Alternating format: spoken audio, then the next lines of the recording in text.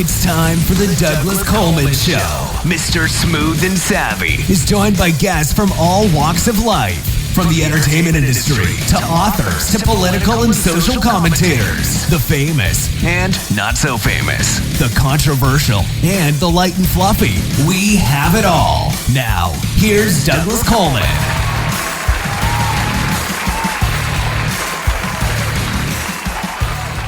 Howdy, howdy, ho there. Hey there, hi there, ho there. Welcome to the Douglas Coleman Show. It's me, Douglas Coleman. How are you? Thank you for joining us.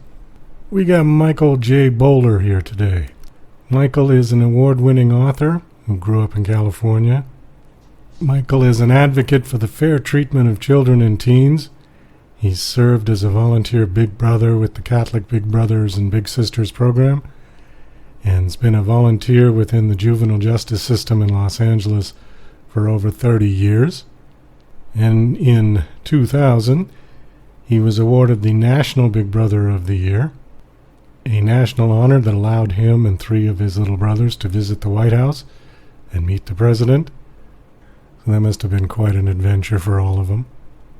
He's written a book called Children of the Night, spelled K-N-I-G-H-T.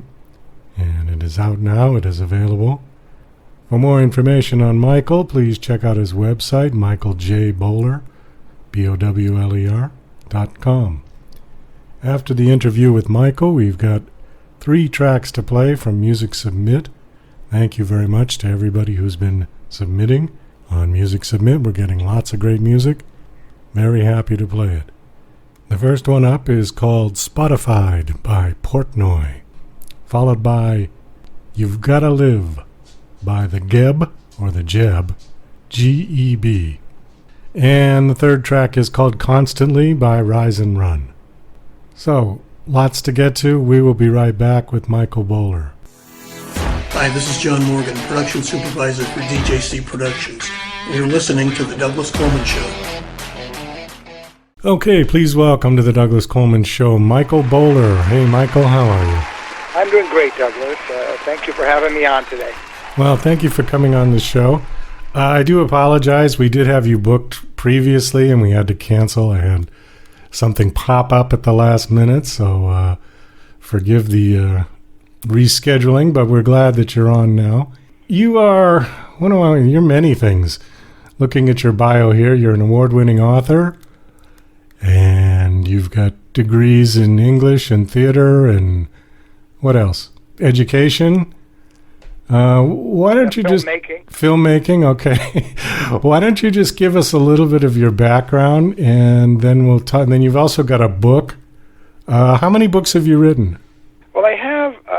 I've written more than... I've written about 13. They're not all in print, though. There's 8 or 9 of them are actually out there in print. The others I'm still, tinkering with and trying to find a home for them. Okay. Well, just give us your background, and, I'd rather than me read it off your bio, why don't you just tell us in your own words, and then we'll talk about your book. You're promoting the book Children of the Night, spelled K-N-I-G-H-T at this point, yeah? Well, I grew up in Northern California and came down here to Southern California to go to graduate school. So, as you mentioned, I do have a degree in English and theater, a bachelor's degree, and then I have a master's in film production, and then I also have a teaching credential in English. I went on to get that, and then I've got a master's in special education. So I'm sort of overly qualified for everything I do, probably. But and I have been a high school teacher I did that for over 25 years.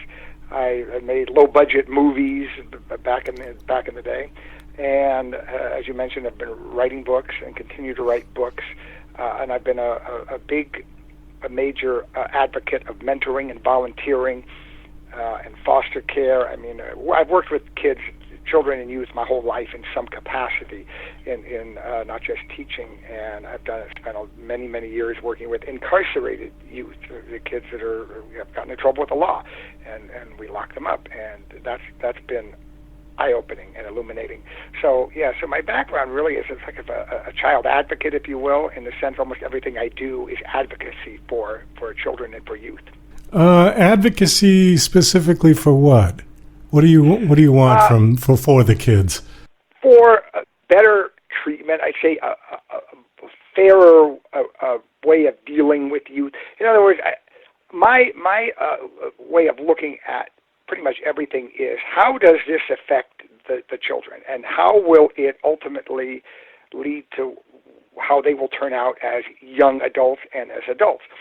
And so I have, through my experience with the juvenile justice system and even in education, we do a lot of harm to the youth in this country that sometimes I'm not sure we're aware that we're doing it, because adults are just doing their own thing, and they're just, but our media and our entertainment that is, aimed at kids is very negative. And our school system is all one size fits all, and the kid that doesn't fit right there on that conveyor belt, there's something wrong with him. He needs medication. He's got ADHD. Maybe he needs to go to a different school. And then, you know what I'm saying? And then the kids they come from the poor neighborhoods. They get in trouble with the law. Oh, well, we're going to lock him up because he's a real problem child.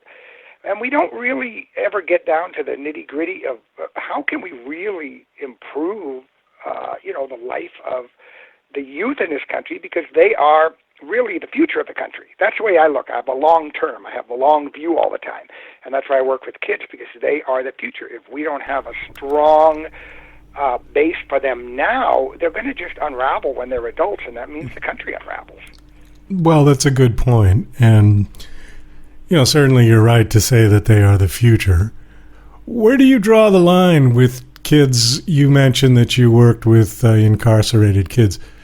And I know that there is a bit of a gray area when it comes to children who commit bad, violent crimes as to whether they're prosecuted as a juvenile or an adult. I think judges take those sort of on a case-by-case basis, but what do you do with a kid like that, who killed his family or shot his friend or something, like just some really horrible crime? What do you do with them? Well, it's interesting because those are a lot of the kids I have worked with, my whole life, and I know those kids really well. And there's always, it's like I like to say there's a victim on both sides of a crime, and especially when it comes to kids. I mean, the kids just don't wake up one day and decide, gee, I think I'll be evil and kill a bunch of people. There's always a lot that has happened leading up to it, and then the child was never given any help to deal with all the trauma that was being done to him in some fashion, and therefore, and then it explodes. It comes out in a really bad, often bad way. But I know that these kids can be rehabilitated. I think I've met maybe one or two that just were at that point too far gone probably, and that they might need to be locked up. But the others, we don't need to lock them up for the rest of their lives. There has to be accountability. There has to be some kind of way of trying to heal the situation. But just throwing them away into prison just creates a worse criminal than you might have to begin with. And so I'm a huge advocate of restorative justice and rehabilitation. And I've seen some of these kids that do get out, and they were given a second chance. They were sent to prison, and time was reduced. We've got some new laws here in California that have helped some of them get out earlier, and they're doing great. I mean, they're doing really positive, productive things. One of them even ran for local office down here in L.A. He ran for the city council or something. He's a great person, very good human being. So you see what I'm saying? It's like children are not adults, so they do change. And the reason that they committed the crime is usually is because of the adult world led them to that action. And so I think it's the adult world's responsibility to fix them. Well, I agree with you. I'm thinking of one specific case, was the one in Connecticut. What was his name? His name is slipping, but Adam something. I don't know. Was it? What was the case? It was the crime. he shot about 19 children. He came into the school with a gun and... oh, yeah, Sandy Hook. Sandy Hook. That's okay. Yeah. His name was Adam Lasanda or something like that. Correct. Adam Danza or Lanza, something like Lanza, that. right. What about a kid like that? Well, he was an adult when he did. I mean, at least legally, he was, I believe, 19 or something. Okay. And that's another whole can of worms you're dealing with, is that we are not serving any of our population in terms of their mental health and their emotional stability. We're not doing a good job of that. We want to lock the barn door after that horse is long gone. And in a case like him, and that was a kid who there was, again, every time these things happen, we look at them and you see red flag after red flag after red flag. Same with the one in Florida. The police had even been involved. He had threatened his caregiver with a gun, and nothing was done. Nothing was done. We don't want to get involved as a society for whatever reason until after the fact, and that's what we have to change. Because I can tell you, I worked with high school kids, so I would get kids on my caseload as a special ed teacher, and the kid would just be exhibiting these strange behaviors, odd behaviors, antisocial behaviors, and I'm trying to figure out, well, why is he doing this? And I would go back, and you're talking about a ninth grader now. I'd go back through his cum file all the way back to the first grade. And sure enough, in the first grade, the exact same behaviors are manifesting in smaller ways, and it just kept going each grade. And the school did nothing. Nobody did anything. And so then when they get to high school, the problem explodes, because then they've got their teenagers, they've got the hormones, and they're going through all of that with the brain, and it just explodes. And if we, if something had been done when they were young, and the first signs we see that there's something off, then I think we would eliminate most of these problems. One of the things you brought up that I certainly agree with is that we do a terrible job in this country of dealing with people with mental health issues. It used to be, long time ago, that they had, huge psychiatric facilities. Now, granted, there's all the horror stories in the movies of One Flew Over the Cuckoo's Nest and lobotomies and electroshock therapies. But then somewhere in the 80s, a lot of these people were just released on the street because of the new medications that were available. And then we saw a huge spike in homelessness. And California right now is dealing with a tremendous homeless problem. And a lot of the people that are on the street are mentally unstable, shall we say. So what can we do? Do we go back to locking everybody in a psychiatric hospital? Or just keep pumping them with the drugs to try to keep them calm? I mean, what do we do? Well, one of my favorite words, and I use it in my books too, is balance. And that seems to be a dirty word in this country. America does not like the word balance. Everything has to be all the way to the left, all the way to the right. Nobody wants to be in the middle. And this is one of those situations that need to be balanced. No, we don't want to lock everybody up like they used to be. I used to do volunteer work at one of those state hospitals when I was in college. Oh, and the conditions were hideous. They were horrible. They were horrible. So you have that extreme, and then you have what you just said. We'll just let them all wander the streets. And then we also passed laws that said, and I know parents that have dealt with this problem, once someone turns 18, they cannot be forced to take medication that they need to keep their brain stable. If they say they don't want to take it, legally they can't be forced, unless they commit a crime, and police will tell you that. Well, if they commit a crime, we could lock them up, and then they can be forced to take the medication. But why are we going that route? We need the laws that are balanced, that are down the middle, that say if someone is exhibiting erratic, unstable behavior, they need to be taken in, even if against their will if they have to, and evaluated by psychiatrists, and if they need medication, they need medication. You can talk to the families, you find out the history. But we just want to go either way, lock them up or let them wander the streets, and neither of those answers really works. It's my understanding that, and I know it's a state-by-state law, but in many states, it's my understanding that somebody cannot be involuntarily committed unless for two reasons: danger. either danger to themselves or danger to others. Any other scenario, and they cannot be forcibly incarcerated in a mental hospital. Now, do you think that needs to be changed? Yeah, I do, because I think that's the only way we're going to solve this massive homelessness issue. Because when people, and again, I've worked with a lot of young people, especially more than adults, who do need medication, and the medication keeps them very stable, and they can function and they can work. But if they're not on their medication, they can't, and they're wandering the streets, and who knows what they'll be doing to themselves or to others. But so yeah, that's why it's got to be a case-by-case basis. But the law has to allow for it. It has to be like, yes, you need evaluation. And if the law says, okay, you need to have an evaluation by 3 different psychiatrists before determination is made, okay, that's fine. I'm okay with that. So there's no, stacking the deck by one psychiatrist. Because, oh yes, because I don't believe that all of these people are competent or even honest.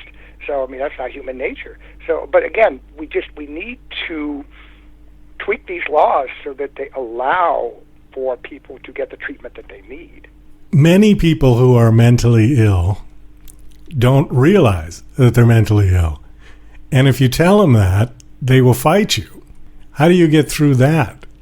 Well, again, that's what I'm talking about. But then if they're on their medication, then they know, oh yeah, the way I was acting before, I do know that now. I can see it. So it's that kind of a catch-22 thing, but we've got to kind of find that balance. And yeah, they might have to be forcibly, I don't like to say it, but forced to somehow take the medication. I hate that like L.A. County Jail is filled with the mentally ill. Most of these people in there are there because they committed crimes, because they're off medication, they're mentally ill, they're emotionally unstable, and that's not what jails are for. I mean, we need them if someone is truly dangerous, but these people, most of them are they're pretty pathetic. They just need help, and they're not getting it. And then they go to jail and they get beat up, and who knows what happens to them. So I do think we've just got to sit down really and go through these laws and figure out how best to work them so it's fair, because I do believe in individual rights. I do not believe in government control of everything and government, telling us everything we can and cannot do. But again, there has to be a balance in there. Okay, one last point on this, and then we'll switch to something else. We mentioned that California has a huge homeless crisis, and I think I read that 1/5 of the entire United States homeless population is in California. So that's pretty. That's correct. I read that too. Yeah, that's pretty substantial, pretty serious. What do you think can be done? I mean, do we simply build more public housing? I can't see where that's the answer. No, I don't agree either. And I'm not an expert on the homeless issue, but I do know. Again, I've known kids young people, and they're even after they turn 18, who choose to live on the streets because it's just easier for that. They just pitch a tent and then they don't have to worry about working and that kind of thing.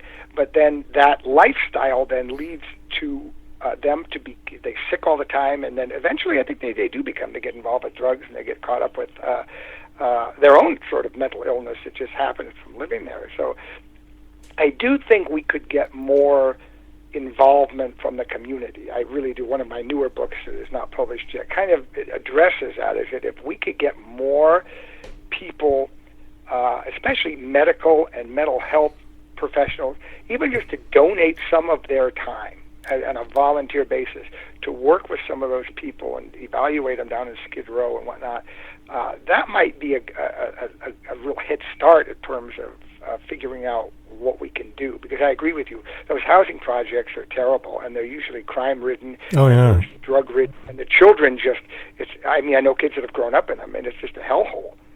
Yeah, no, that is not proved to be a successful solution for homelessness, at all. In fact, it just creates a worse environment for people to grow up in. No, I agree. All right, let's move on to something else. I did want to ask you about, you were the California Big Brother of the Year, and then the National Big Brother of the Year. That's pretty impressive. And then you got to go to the White House with 3 of your little brothers. And which president did you meet? President Clinton. It was in the year 2000. Oh, okay, a little while ago. Tell us a little about that experience. Who were your 3 little brothers? Well, I had Edgar, who was my first little brother, and he was an adult at that time, and Matthew was my second little brother, and he had been about, by that time he was like 20, and then David was 17, and he was those were the 3 that we went, and I mean, it was really quite an honor. I was shocked to find that out. All 3 of us, or actually I'll say all 4 of us, are hard of hearing. We're all hearing impaired, and wear hearing aids. And or actually Matthew never wore hearing aids, but he is hard of hearing. And so that was kind of funny. We would have a lot of laughs where we would misunderstand each other, at different times. But it was quite an experience. All of us spoke to a room filled with about 1,100 people who were there for this awards ceremony. We met senators. We chatted with Senator Barbara Boxer, mostly from California because we're from California, and we met another congressman, Gary Condit, and chatted with him in his office. And we did go to the White House, and we were waiting around there. For President Clinton was running a little bit late, but so we were sitting there waiting in the West Wing, waiting for him to come out. And we were in there. The office about 20 minutes in the Oval Office, 15 or 20 minutes, and he kind of chatted with us a little bit about the program and what it is that it's about and what we do, and it was quite an experience. It was an amazing honor. I mean, I have to say to represent a program as important as the Big Brothers Big Sisters, because I think mentoring is critical. I mean, like I said, I go back to the incarcerated kids. You learn so much from these kids, but even from ones at school, a lot of these children do not have, especially a father in the home. So mentors are really needed. They're really needed to help with kids that don't have fathers in the home, because it's really important to have that male figure in their lives. So anyway, it was an amazing experience for all of us. Oh, I bet. Do you know who Jesse Lee Peterson is? Who? I apologize, I didn't hear that. Jesse Lee Peterson. I don't think so. Okay. He was a guest on my show, a year ago or so. He's a pastor. He's in the Southern California area. And one of his big things, he's got YouTube shows on called The Fallen State, and he's got a radio show that he does. One of his big things is exactly what you just said, about children who grow up without a father. And he's particularly targeting in the black community. He's a black man himself, where he talks about, he's older. He talks about when he grew up in the South before the civil rights happened. He was a child through the 50s. And he said that, there was always dads around. And he said once the civil rights movement took hold, the fathers disappeared. And you can see it statistically, where they said it was in 1960, the rate of single mothers in the African American community was lower than the whites. And it was, some very low number, like 15% or something. And by the year 1990, it was up to 70 some odd percent that African American kids were being born to a single mother. And if there's any correlation between that and crime statistics, by not having the father, then, I think what you're saying is accurate. Well, there's definitely a correlation with crime statistics across all racial lines, when and particularly boys. I mean, it is a majority boys that get in trouble with the law. There are a number of girls, but it's mostly boys, and almost always they don't have fathers in the home, and so they kind of run wild, and they don't have, or they may have a father who's a gang member who teaches them to be a gang member, but they don't have a positive male role model that they can emulate. So they grow up, just accessing their worst instincts, that we have. So no, I know what you're saying, and I think a lot of it too is, that a lot of what we do, we sort of legitimized, I think, females having children without a husband or without a father in the home. And there are even celebrities that brag about how I want to have a child, I don't want a man there, and so it sort of has told boys and young men, well, we're not really needed. We're just there to make the baby, but they don't really want us there. So there's there's a lot of sociological aspects to it. I think that, again, we need to rethink and revisit, because obviously what we're doing is not working, and marriage is on the decline from what I read. I'm not an expert on that. I just see the statistics are down, and so that's not good. It's not good for children to grow up without their father.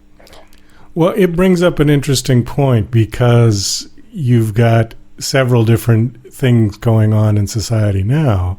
You've got gay marriage, and gay people have been adopting children for many years. And the argument is always that, two loving parents, be them both men or both women, is better than one parent or no parent. And then you've got the other issue now about gender fluidity, which is making news. And I'm not sure. I really don't know. I grew up in a traditional home with a mother and a father. And from what you've just said, with boys who grow up without a father or a male figure, many get into trouble in one way or another. So how do you kind of, accept the ideas of gender and homosexual marriage with that other side going on as well? How do you sort of justify it? Well, I love the idea of gay marriage. I think marriage is a great thing. I'm not married myself. I wish that I was, but I think it's probably the most stabilizing institution for any society. It keeps people focused on themselves and their families, and they're not, just messing around and being flighty. And I love the fact that I know gay couples that have adopted children. I think it's fantastic. I work with an adoption agency because I'm in the process of adopting a child. So I think all of that's great. And again, even if single people adopt children, I think adoption is wonderful, especially for the older kids that people tend to not want. If they're 8 years old, they're considered too old, for people that are wanting, looking for children, to adopt children. So I think any of those homes are great. But again, I think I do think it's important if there's, for example, two women and they have a son, that, and I think most of them do. They have their brothers or they have other, male relatives that, that the boy knows growing up. So I think most women, I think, try to do that. And one of my little brothers was, most of them actually were, they didn't have their father nearby. Some of them did.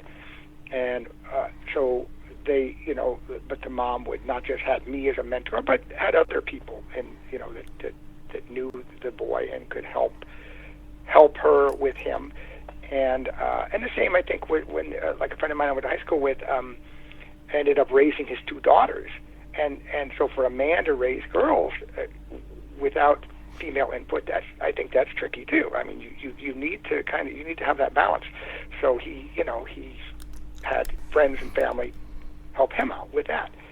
So it's really, again, it's kind of a common sense thing, is that children need exposure to both male and female. Even a kid who thinks, or who has gender dysphoria, who thinks he or she may be the other gender. I'm honest with you, I don't believe we should be putting those ideas into the heads of children like they're doing now in schools. My feeling is you just leave children alone. Let them be who they are. They will let you know who they are, and they will ask questions, and they will lead the way.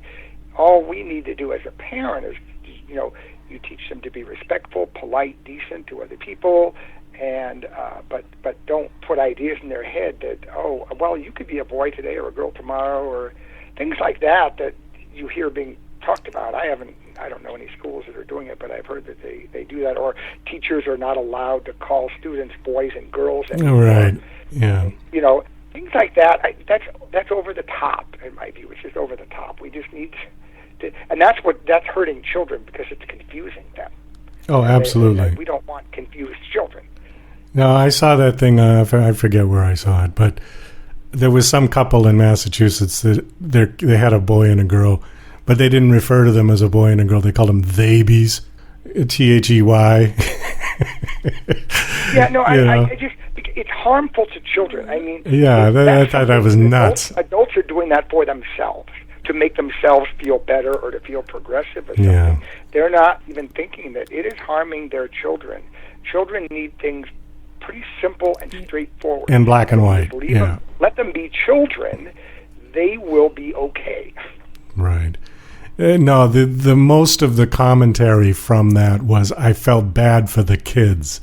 These kids are going to have serious emotional problems when they get older with parents like that. No, I think they will too, because they're just growing up confused. They don't have anchor. I mean, again, I kind of go back to these foster kids in foster care, and a lot of the youth in juvenile halls were in foster care at some time or other, or were in foster care when they got arrested.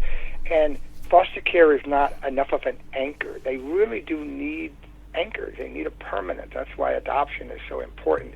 They need roots, and they need to be permanent, and they need stability. And when you start putting ideas like that in their head that sort of destabilize them at a young age, then they're going to just become more destabilized as they get older.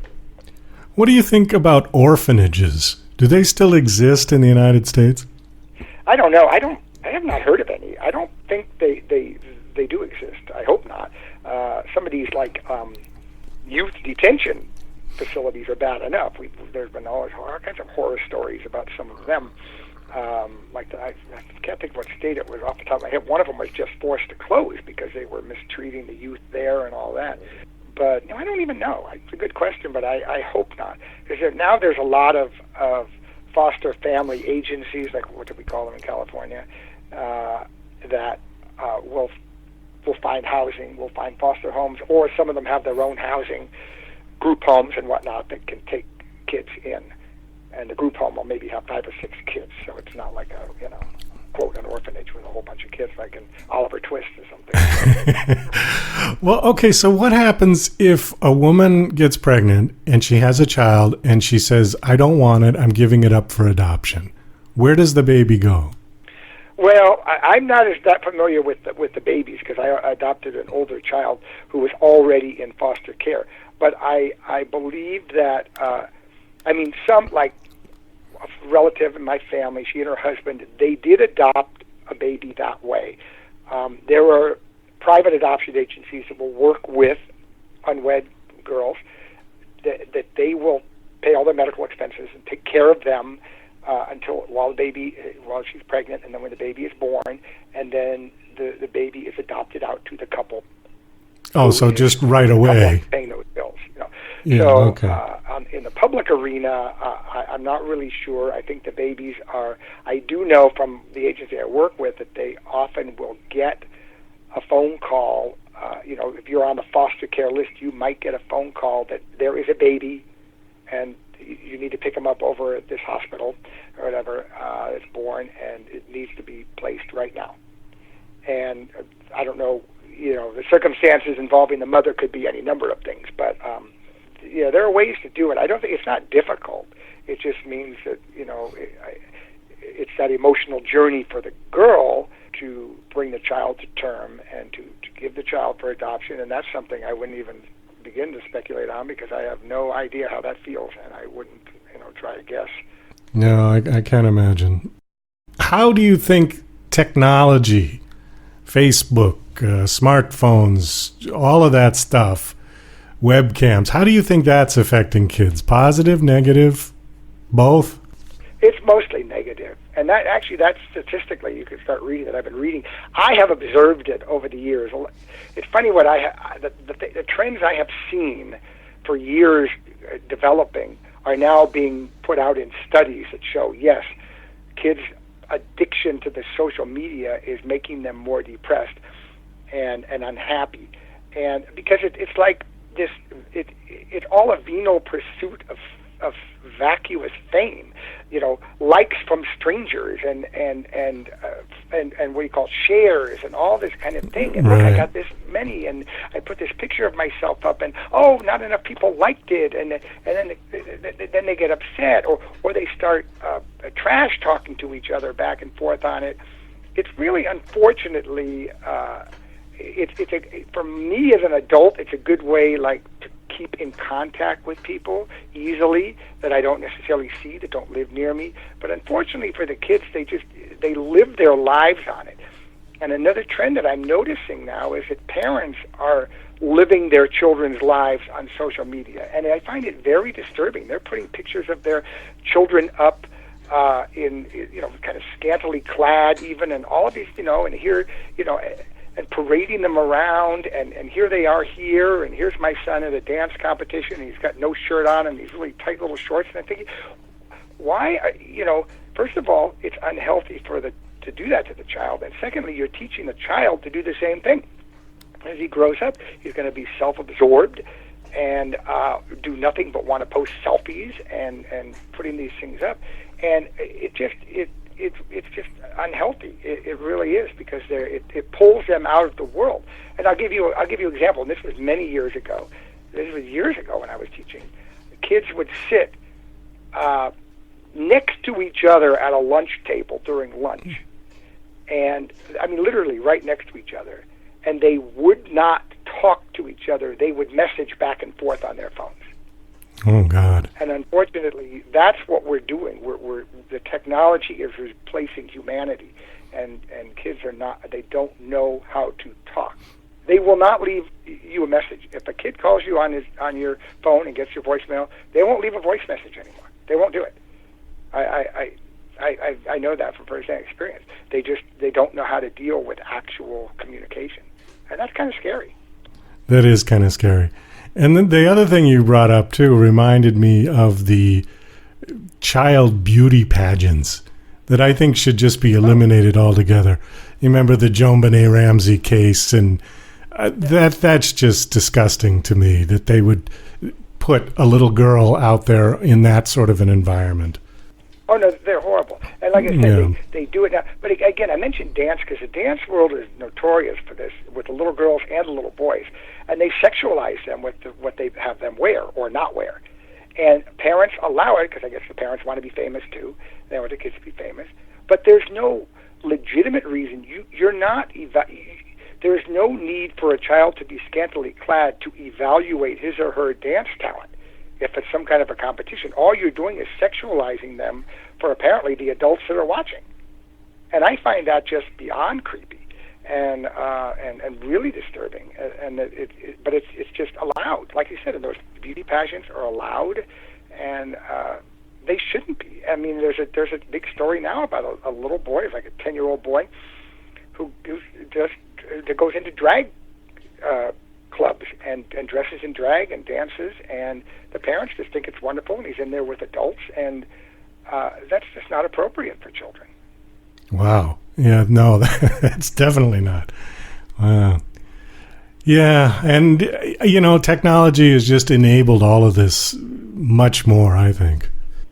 Well, yeah, and I think it tends to make us a little lazy, but it's also made us very uncivil. I don't know if you've noticed that, but I mean, It's just so easy to be rude to people when you're typing, then if you're face-to-face, you may not actually say what's in your head, but when you're there in front of your keyboard, you'll just put it right out there. Oh, the comments that people leave on YouTube videos and stuff, it's unbelievable what people will say. Yeah, unbelievable. Yeah. Even just pictures, people will put an innocent picture up on Instagram and somebody will make some really nasty comment. I mean, it's incredible. It's true. Everybody is 20 feet tall when they're on Twitter. Well, exactly. Again, because you're anonymous in right. that sense. They wouldn't do that if they were face to face, and that's, I guess, the biggest problem. I even mentioned that in my in Children of the Night.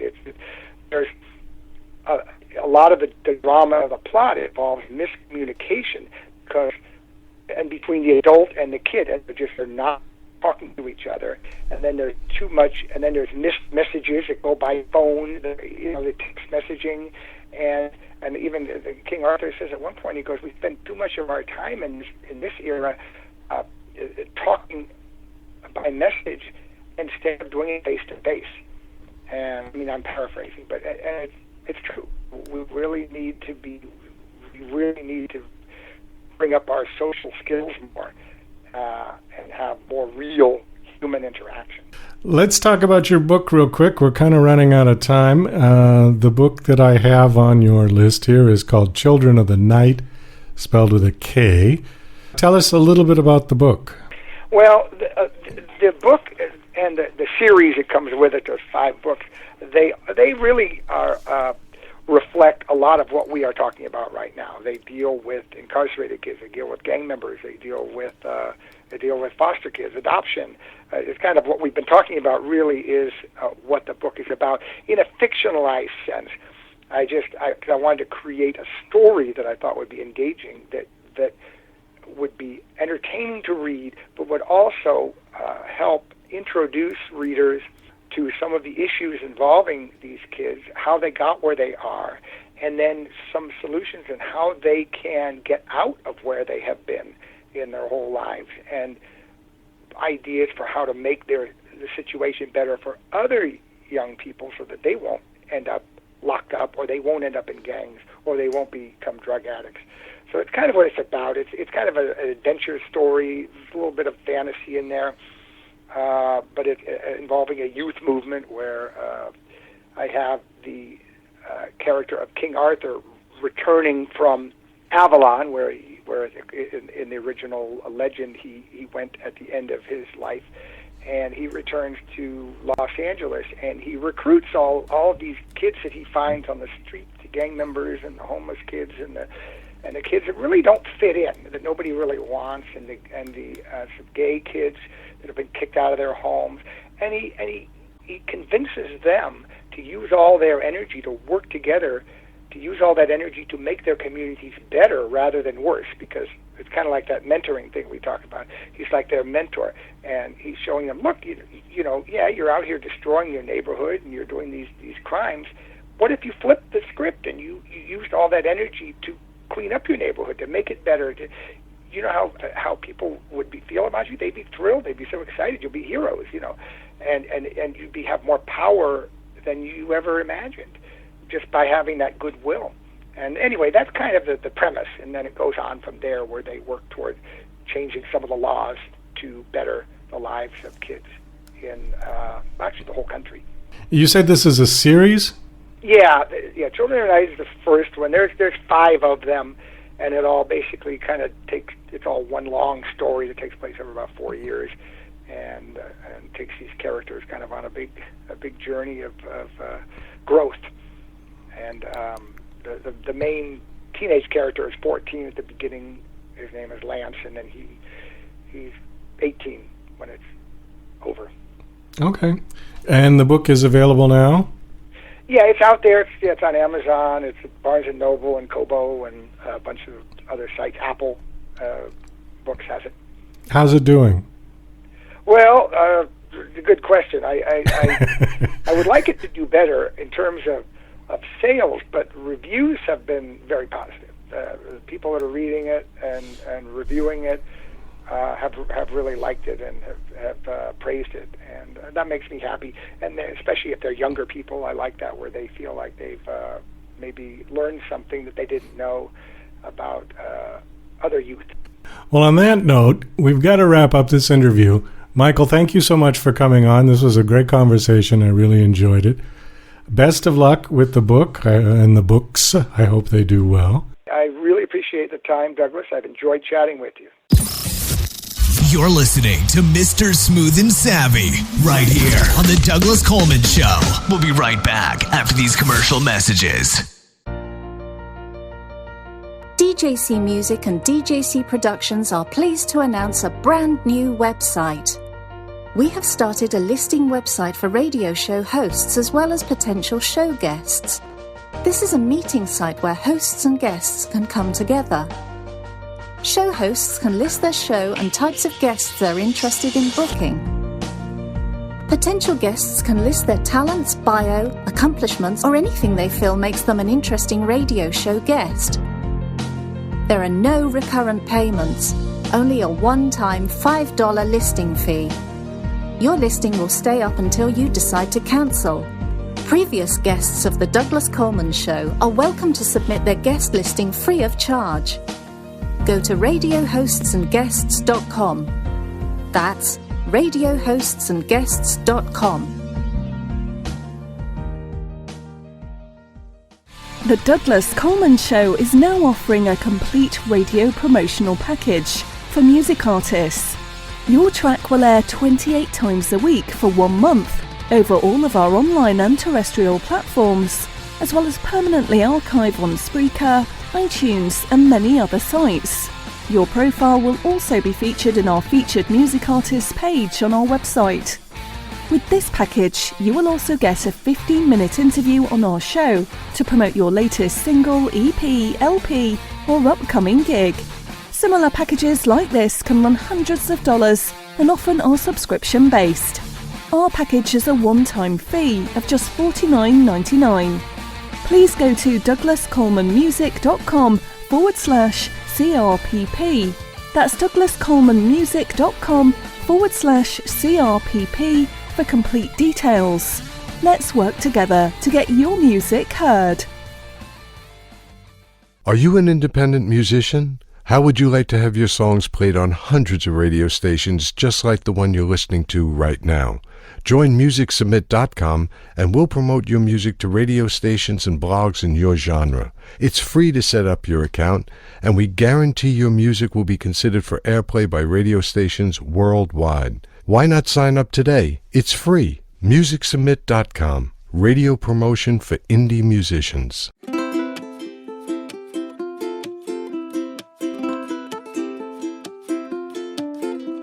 Sitting on a beachfront, you could never tell. Serenading ukes and feeling kind of very swell. Singing songs of sunshine only in my mind. Searching for escape rooms pretty much from 9 to 5.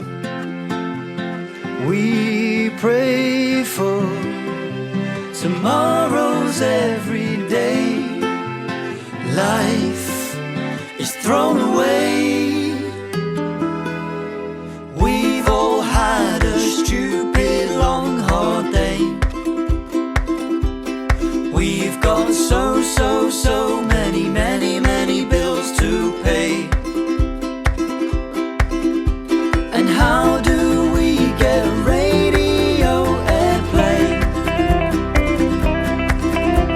As if we haven't all been Spotified anyway.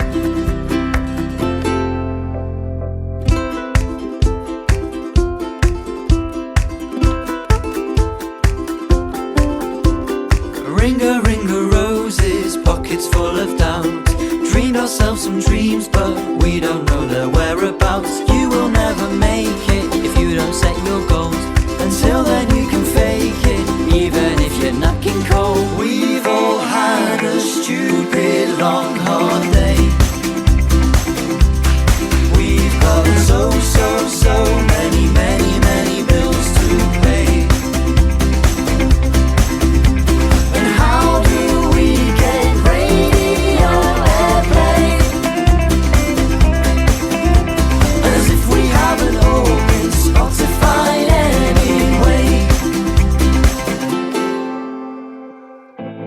Rain checks, no paychecks, no help from above. Maybe it's about time we quit what we love. And how do we get radio airplay? And get the music to the people. As if we haven't all been Spotified anyway. Time will tell the stories of our life. We've all had a stupid long hard day. We've got so many bills to pay.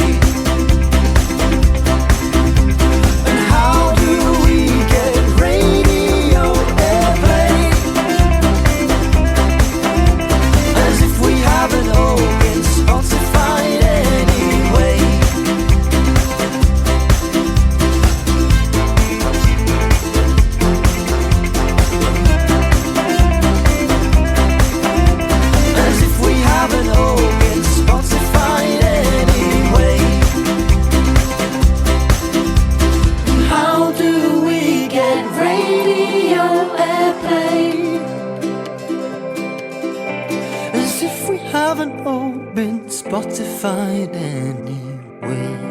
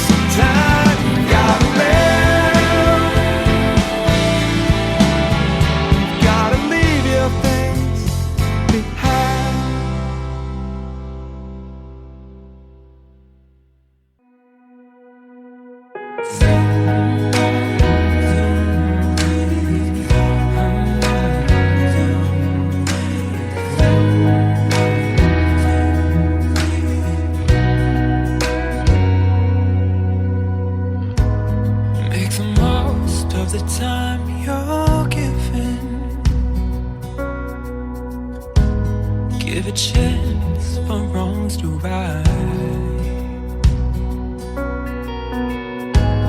Leave a legacy worth reading. Be quick to love, give second tries. But it's constantly hard to breathe. Oh,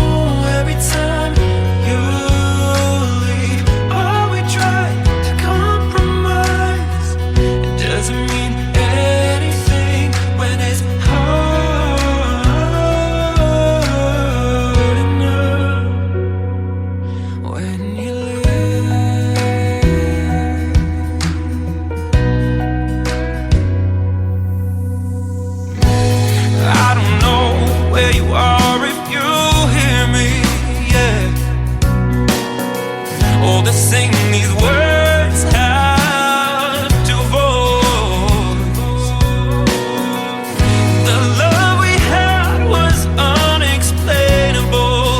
Whoa, but a love like that don't come twice. No, a love like that don't come twice. When it's constantly hard to breathe, oh, every time you leave, are we trying to compromise? Doesn't mean anything when it's hard enough. Ooh, just about the time you look me up, I'll be over it, oh, so over it. When you finally see the pain I'm going through, you'll be feeling it, oh, be feeling it too. You'll be saying the words that I should have heard over and over again. That it's constantly hard to breathe. Every time you leave, all we try to compromise doesn't mean anything when it's constantly hard to breathe. Oh, every time you're leaving, all we try to compromise doesn't mean anything when it's hard enough. When it's hard enough. When you